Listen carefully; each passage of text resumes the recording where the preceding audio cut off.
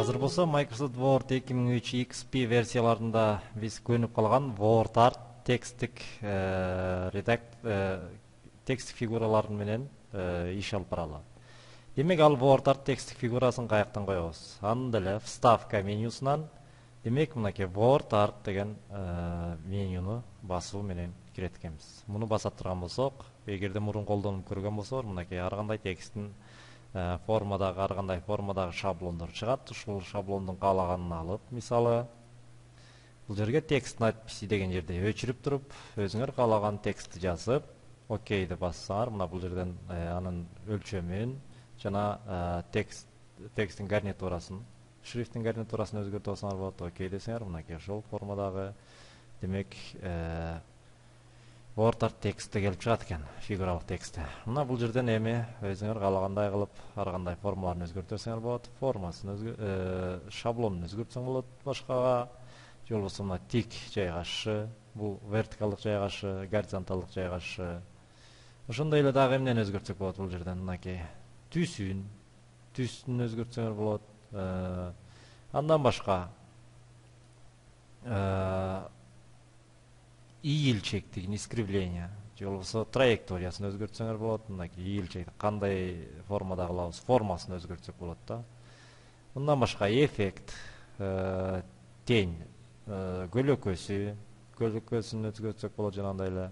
Ошондой эле объем, көлөмүн өзгөртсөк болот. Мынакей фигура деген объектке кандай параметрлер колдонсок, буга деле ошолорду колдоно берсек болот экен.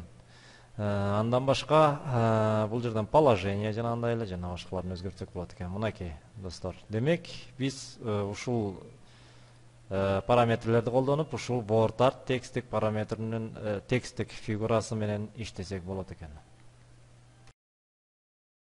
Сабагыбызды андан ары улантабыз. Демек бул видео сабакта биз силер менен ушу текст редакторда кантип формула түзөбүз, формулаларды жазабыз, ошо жөнүндө карамакчыбыз. Демек көпчүлүк учурда биздин ар кандай реферат жазабызбы, китеп жазабызбы, мисалы математикалык китептер жазганда же химиялык, физикалык китептер жазганда же ошол сыяктуу реферат, докладдар жазганда сөзсүз түрдө формулаларды жазуу зарылдыгы келип чыгат. Ушул формулалар жазуу үчүн текстик редакторда, Word 2000 текстик редакторда эң сонун формула редактору каралган.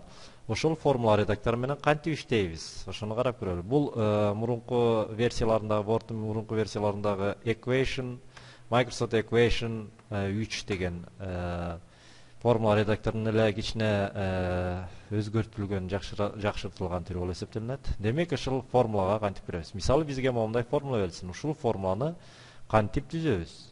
Ал үчүн ставка мындан оң жагынан формула деген панелге киребиз. Формуланы басабыз. Мынакей формула жазуу үчүн ар кандай керектүү инструменттер же аспаптар чыгат экен. Ушул жерден эле мына колдонуп туруп жаза беребиз. Демек дробь, башкача айтканда бөлчөк. Биринчи биз x деп жазып алабыз, анан кийин бөлчөк турат. Ошондуктан берге место для формул деген жерге биз жазып баштайбыз x. Андан кийин бөлчөк турат. Демек бөлчөктү жазабыз. Кандай бөлчөк? Биздики ушул жерден бөлчөктү тандап алабыз. Биздики биринчи бөлчөк болот. Муну жазабыз. Мына. Эми бул квадраттардын ичинде y дейбиз дагы.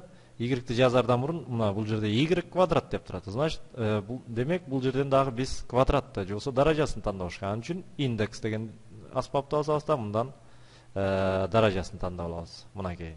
Эми берге жазабыз y-ты клавиатурадан эле теребиз, англисче y-ты жана бул жерге 2 деп коебуз. Астына жазабыз. Каша f-s деп турат. Кашаны деле клавиатурадан теребиз дагы f-s. Кашаны жабабыз. Эми мынакей бул жерден курсорду ортосуна койсоңор, кайра мындай түргө келип калат. Ушул жерден плюс белгисин коебуз. Плюс. Эми тамыр астында e+4. Бул жерде даражасы 2 деп турат. Демек, ошо тамырды табабыз даражасы менен, мынакей. Берден 2 деп турат. Ушуну басабыз дагы. Бул жерге e+4. Жана кайрадан бул жака чыгарабыз. Анткени эгерде бул жерден узатып кете берсек, ал тамырдын астында кете берет. Ошондуктан тамырдын астынан чыгарыш үчүн курсорду ортосуна алып келип басабыз. Мынакей эми -5. барабар кашан ачабыз j минус f кашаны жабабыз дагы көбөйтүлгөн көбөйтүүнү мынакей бул жактан таап алсак болот. Көбөйтүү белгиси мынакей басабыз дагы r квадрат деп атат. Демек биз даражаны карайбыз дагы мынакей муну басабыз биринчисин r жана бул жерге квадрат деп коебуз.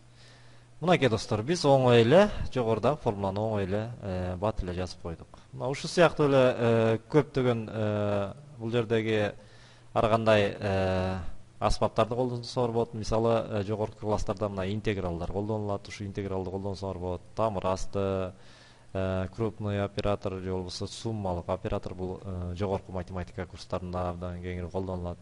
Скобканын ар кандай, кашанын ар кандай түрлөрү бар. Ошондой эле функция, синус, косинус, тангенс, котангенс жана башка тригонометриялык функциялар колдонууда. Пределдар менен иштөөдө, логарифма, минимум, максимум жана башка. Операторлар, ошондой эле матрицалар түзүүдө да мынакей 3 өлчөмдүү матрица, 2 өлчөмдүү матрица жана башка. Бунда дагы ошол колдонсок болот экен. Бул жерден болсо ар кандай белгилерди тандап алабыз. Мынакей чоң, кичине, чоң жогору бар, абдан чоң, кичине жана башка. Латын алфавиттери. Мындан башка биз бул жерде мынакей основной деп турат, башка греческий букваны тандап алсак болот, грек тамгаларын. Буква подобные символы. Мисалы ар кандай символдор, операторы, мынакей. Ушинтип каалаган жебелер, отношения с отрицанием, особые начертания букв, мынакей. Ушул сыяктуу ар кандай параметрлер тандап алсаңар болот. Ошондой эле мынакей даража, ошону менен бир эле ушул даража деген аспапта индексти жазсаңар болот. Мисалы муну басып туруп да, мисалы h2 мынакей. Жана бияка коебуз дагы o деп коюп турган болсок, мына суунун формуласы бул химиядагы. Ошондой эле физикалык формулаларды жазсаңар болот.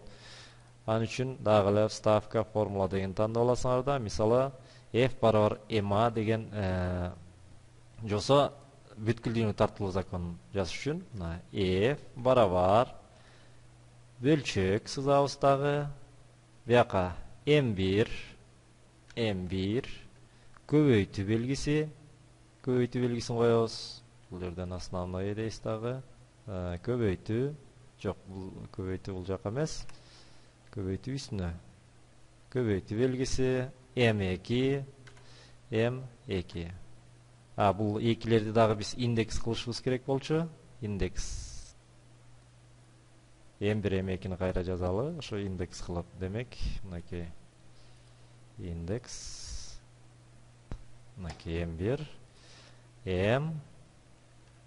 m2 бөлүнгөн r квадрат. Анын үчүн биз даражасын коюшубуз керек. Даража r квадрат бул аралыгы. Жана астына биз ж-ны койгонду унутуп койдук. Башкача айтканда гравитациялык турактуулукту ж деп жазабыз. Ж көбөйтүү мынакей m1 көбөйтүлгөн m2 бөлүнгөн r квадрат. Мына биз физикалык формуланы дагы оңой эле жазып койдук.